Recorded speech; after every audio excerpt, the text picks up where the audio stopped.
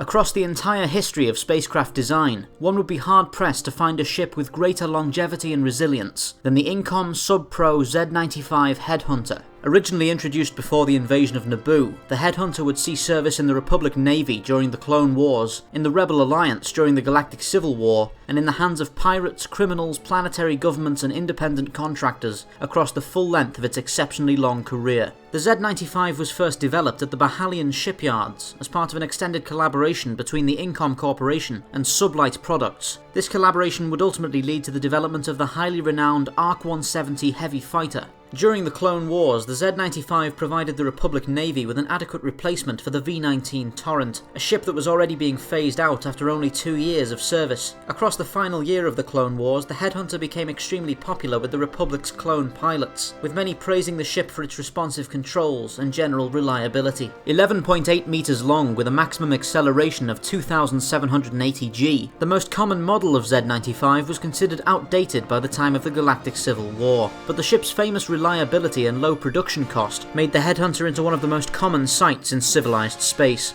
Beyond criminals and independent owners, the Headhunter was also very popular with the Rebel Alliance, and served as one of the rebellion's most prominent fighter craft in the earliest years of the Galactic Civil War. The Z-95 was ultimately succeeded both in design and in service to the Alliance by the Incom T-65 X-Wing, a highly advanced and expensive development on the base design of the Headhunter. Though in spite of the T-65's technical superiority, the Headhunter continued to see widespread use as late as the Second Galactic Civil War, long after the X-Wing had been refitted and updated several times. The Headhunter's loadout varies between models, but the grand majority of Z-95 variants carry a pair of Taemonbach KX-5 laser cannons and 2 MG-5 concussion missile launchers. Though the Z-95 is not as well armed as some other craft of its size, the weapons it does carry are more than sufficient for most light combat duties, and the ship can be highly effective when employed as part of a larger force. Unlike some other inexpensive starfighters such as the Imperial TIE Fighter, the Z-95 is equipped with both deflector shields and reinforced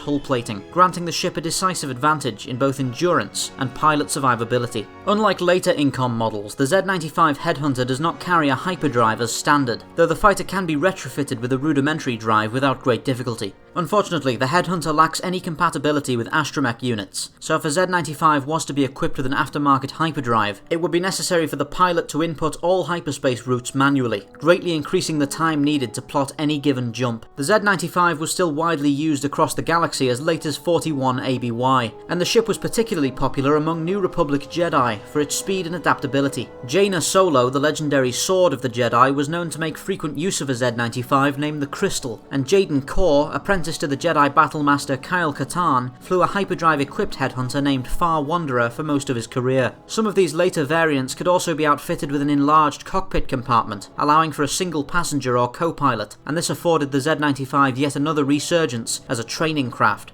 The Z-95 Headhunter has remained in widespread use for over 80 years, fought in 4 galactic wars, and seen use in almost every scenario and environment imaginable. Unfailingly reliable, supremely versatile, and easy to modify or repair, the ship has always been held in the highest regard by professional pilots, and will no doubt be remembered alongside some of the greatest starfighter designs in galactic history.